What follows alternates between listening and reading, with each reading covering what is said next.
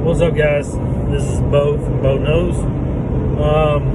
This video is about the differences between a labor hand and a welder's helper, which is basically the two entry-level jobs on the pipeline.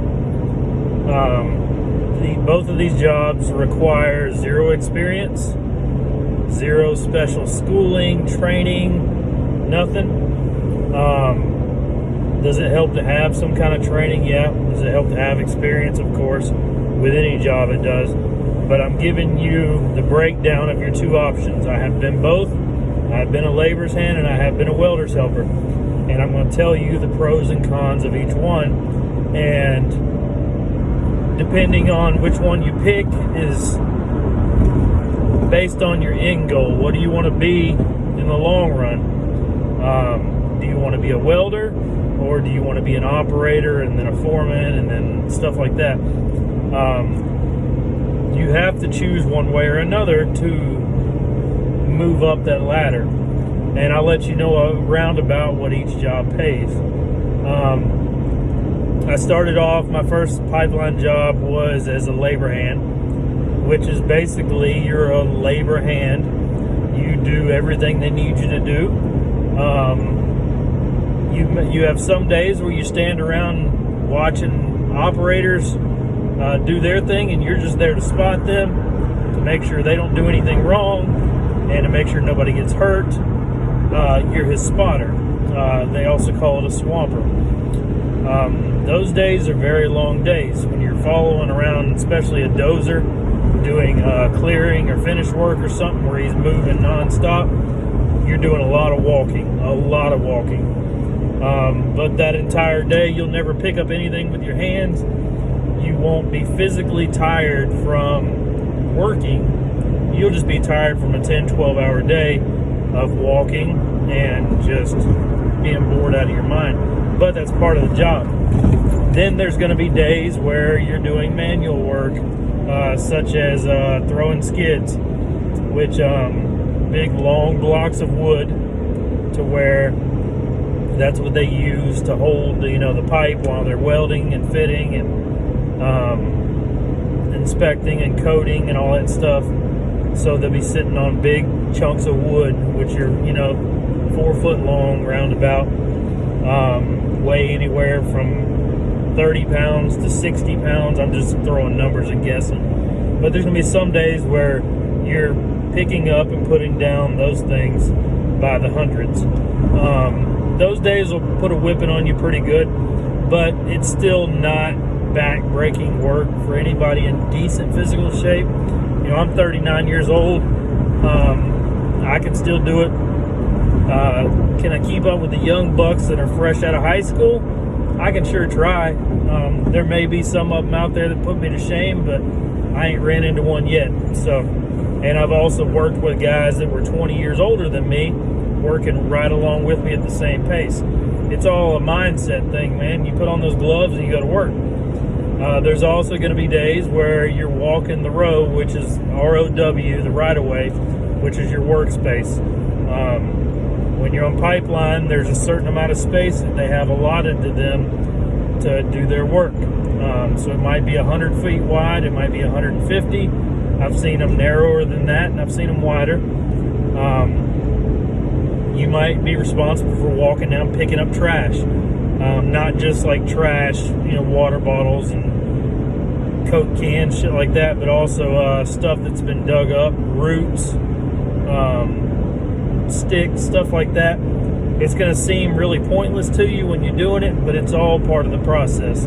It has to be done, and it's one of those jobs that has to be done by hand. So don't get frustrated. There's going to be days where you get frustrated, and you're going to think, man, why did they even have me out here to do this petty stuff? But it's all part of the process. You have to start at the bottom to work your way up. That's with any career, but pipelining is an example of one. So the labor hand, there's also, let's see, what else does a labor hand do? Stuff around the yard. The yard is where the company is, whether it be a mobile site or a home base for the company. That's where you're going to have your safety meetings in the morning. That's where you get ice for your coolers. That's where you get your supplies for the day. You might be staking down fence line poles, so you're going to need all that stuff. You might be putting down flags, marker flags. There's a lot of things that you'll have to do at the yard before you more than likely get in the crew truck and go out to the job site, which may be 2 minutes away or an hour away. It depends on how far away down the line they are. As a labor hand, if you're lucky, your foreman will put you on like a buggy, a Maruka buggy, to where you get to haul around skids and stuff, or haul around mats for the operators. That's a pretty cool start. That's a cool entry level way of learning heavy equipment, because those buggies are huge. Like, they're bigger than any truck on the road, and they have tracks on them, and they got this tilt bed, hydraulic bed. It's real fun getting to operate one of those, and it's a good way to learn the basics of heavy machines. Because before I joined Pipeline, I'd never been on a dozer, never been on an excavator, never been on a motor grader, a roller, Maruka buggy, none of that stuff. But I learned it along the way. And you really need to pay attention to everything around you. Pay attention to your job, for sure. That's the biggest part. But also, you need to pay attention to what everybody else is doing. Positions that you want to work your way to. See how the operator goes about his day. See where his eyes are at all times. Watch the movements he makes, the process in which he does, ditch work, bell holes, hot lines, clearing, finishing, laying mats. Just watch the way he maneuvers.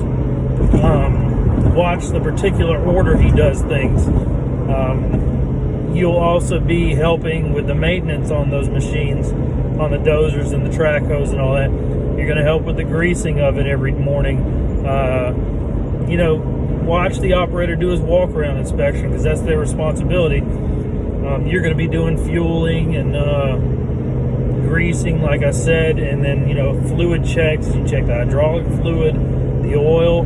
Those machines have to be maintained very well to run efficiently and profitably. So a very small amount of maintenance every day keeps those machines on point where they need to be. So, and then you also watch other people that have nothing to do with your job. The safety man, the environmental man, the inspectors, and of course the foreman, who will be your boss. And then there's a straw boss above you as well. The superintendent that comes out there periodically on the job site. Watch how they all handle their job, and start storing it in your head, and use that information to work your way up the chain.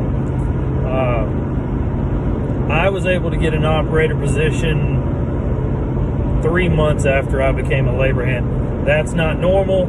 I faked it till I made it on a little bit of the information, because I swapped to a different company. Kind of told them I had a little bit more experience than I did, but I felt confident in my operating skills, even though they were very basic. And it was a different type of company. I went to a concrete company that builds the foundations and the ring walls for the big tanks, the storage facilities.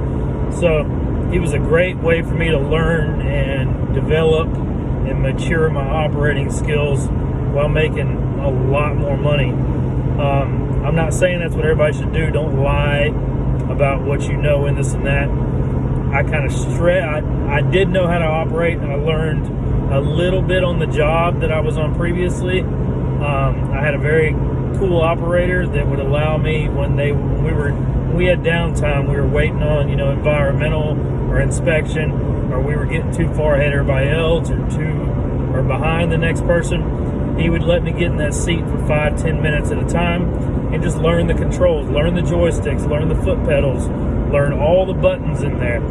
And then on my off time, I'd watch videos and tutorials on other operators telling me about these machines. And then my foreman allowed me, when they were short an operator for a few days, he let me get on one and help do the finish work, just pulling dirt back in a hole. or else leveling dirt. Very simple work to an operator, but to somebody like me that wanted to be an operator, it was huge. It just gave me seat time. You have to have seat time. There's only so much you can learn in books and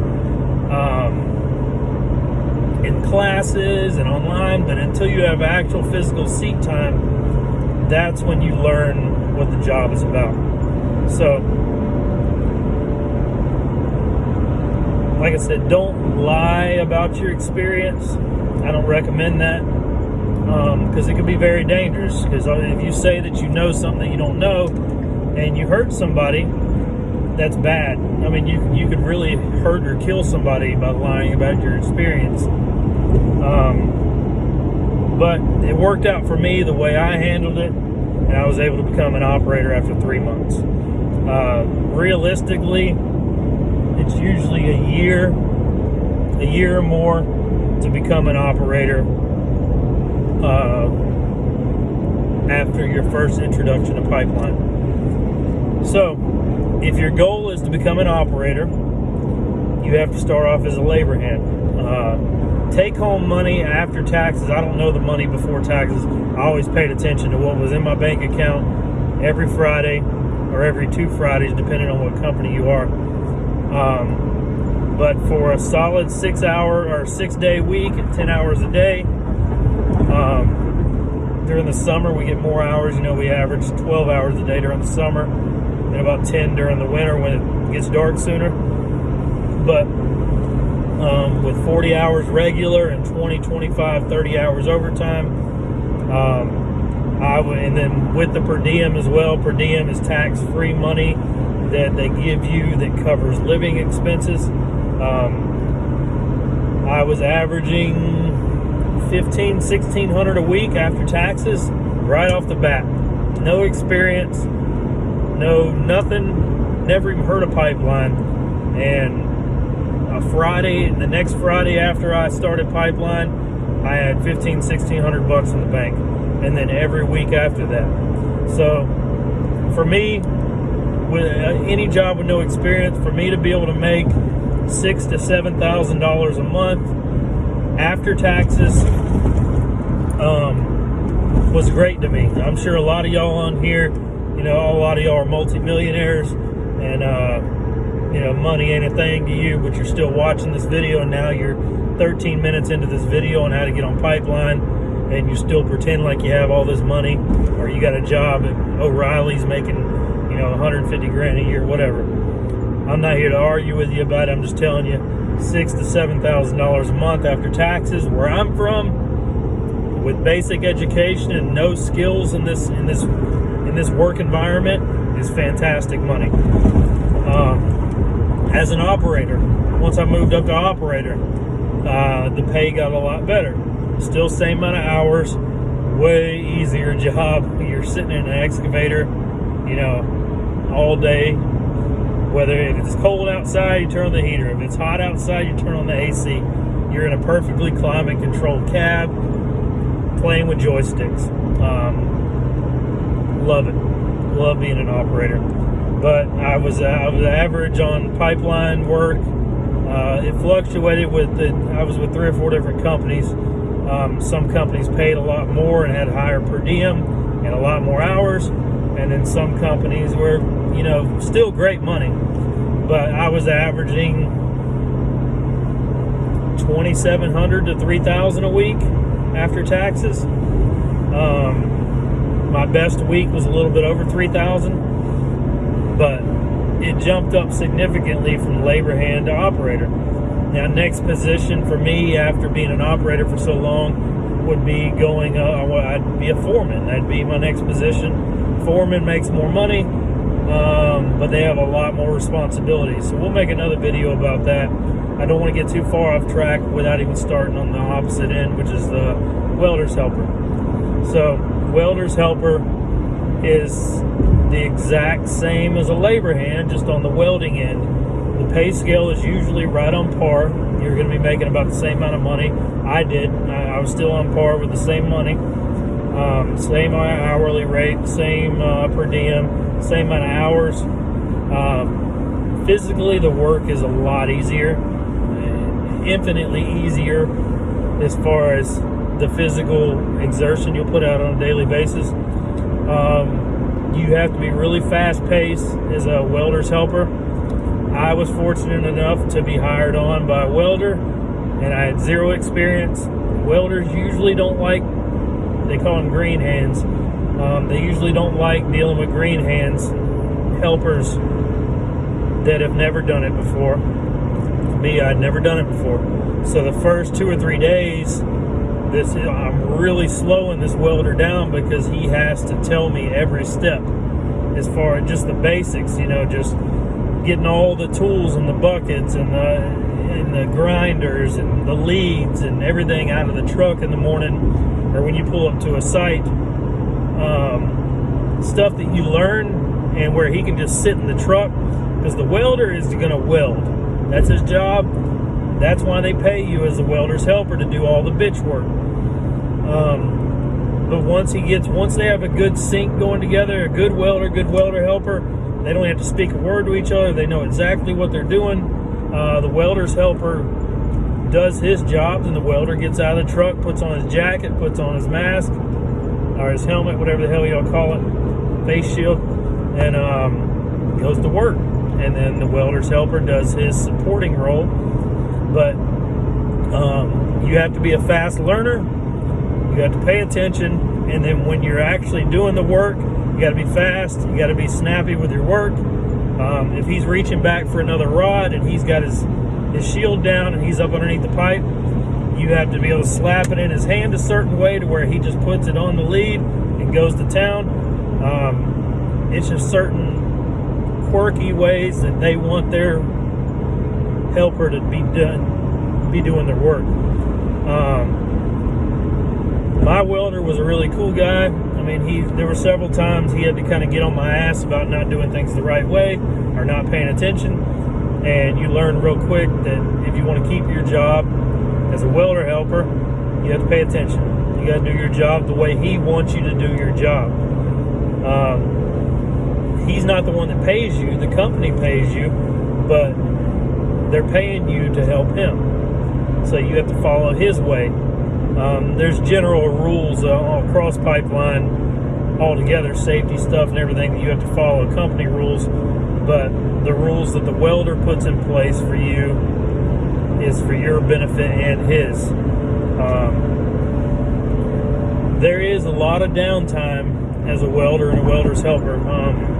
There's a lot of times you're working nonstop.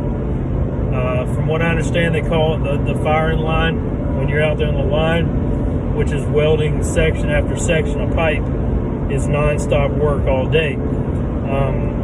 But there's times where you're doing fabrication work or fitting or doing tie-in, stuff like that I know we sat in his, because you're in the welder's truck. It's the welder's part of his job. He has to have his own truck, his own machine, which can cost upward of $15,000 for a new machine. Another $10,000 in miscellaneous, all the tools, all the leads, all the gas bottles, the torch, everything that is necessary to do the entire job mobily is the welder's responsibility. So that's the thing. That's the difference between being an operator and a welder. Welders make a lot more money, but they have to put a lot more out of pocket to become that welder. But I don't want to get too far ahead of myself here. But your responsibility as a welder's helper is to help your welder. You won't ever have to get out there, with a shovel or throwing skids or, spotting heavy equipment, none of that stuff. You're strictly there to help your welder, and that's it. Your welder. You don't have to go help another one. You don't have to, go help the boss do something. You don't have to run errands. You don't have to go to the yard in the morning as far as getting everything ready for the day on the labor side. But you do have to, in the morning, make sure your welder has everything he needs. You still got to fill the cooler with ice if they have a cooler.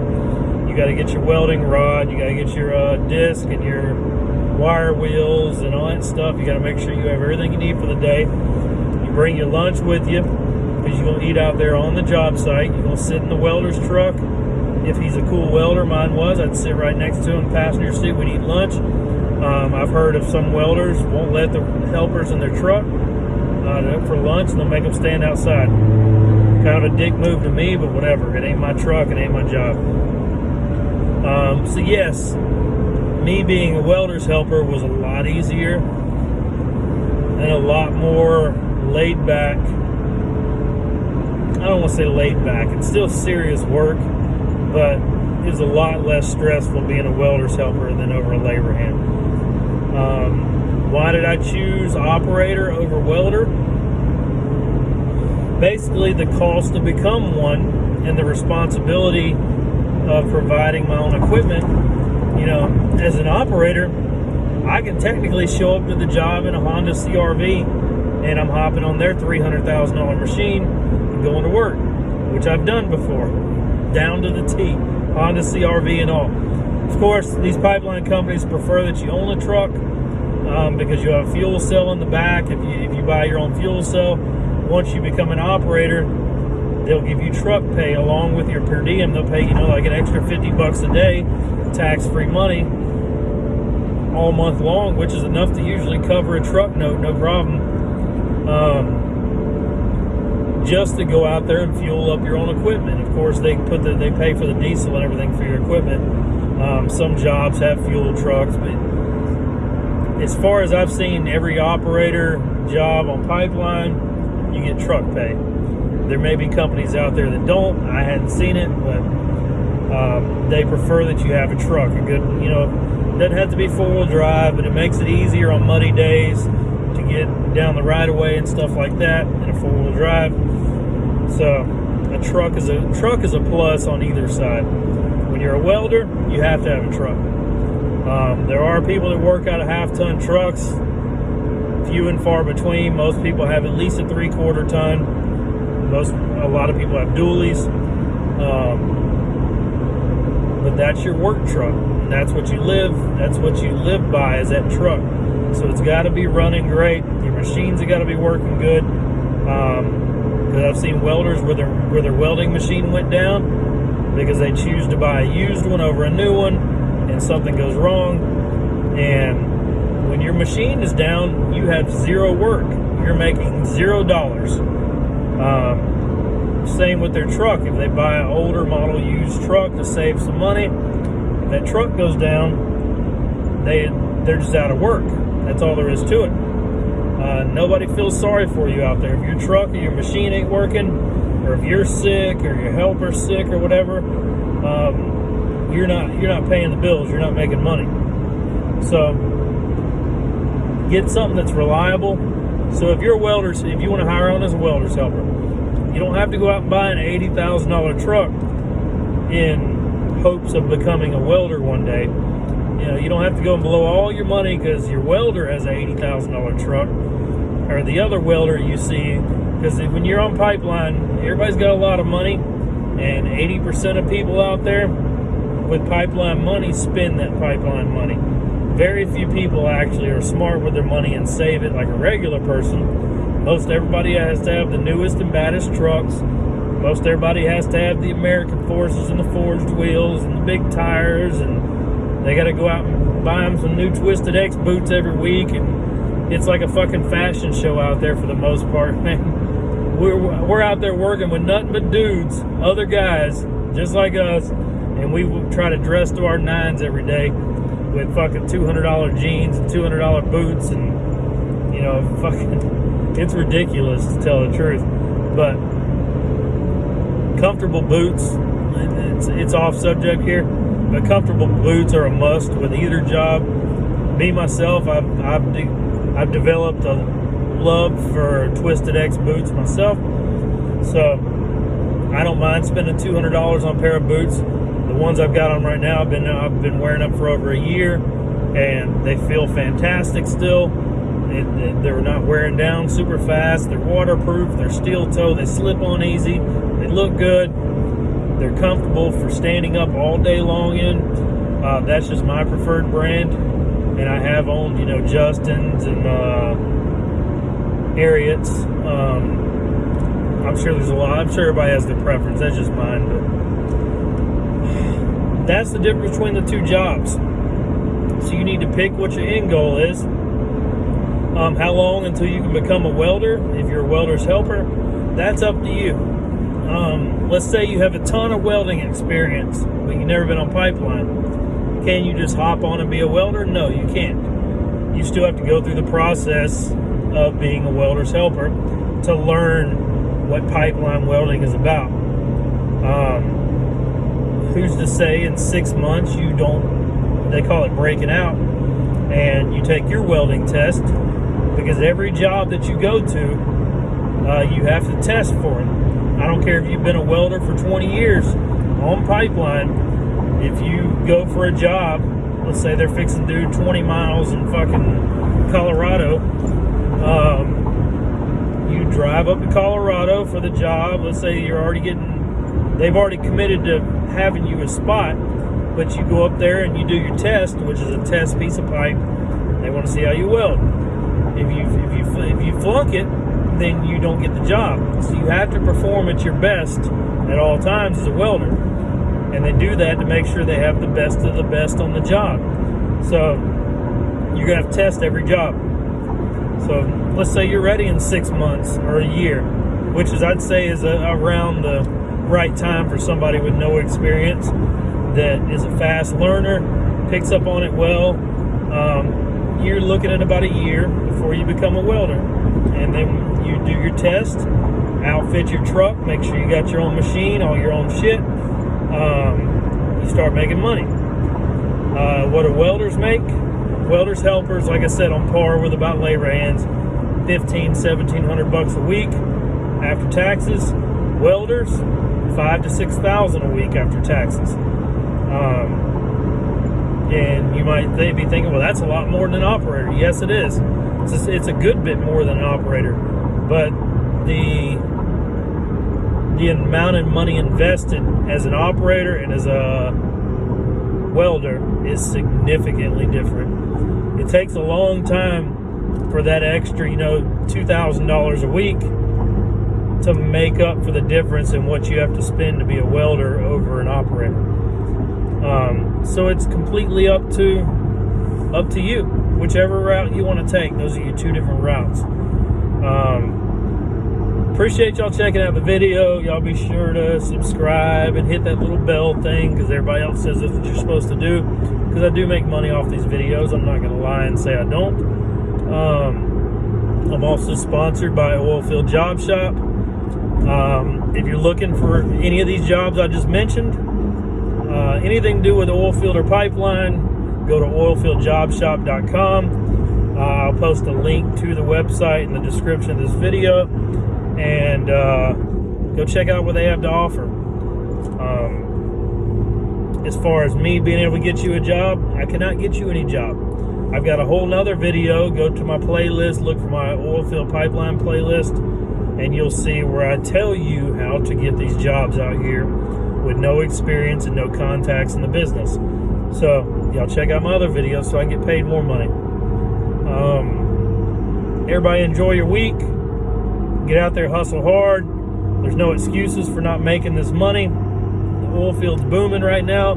I don't see it slowing down anytime soon. I try to keep politics out of my YouTube videos, but Trump 2020 is the only way to go. You want to keep this oil field booming.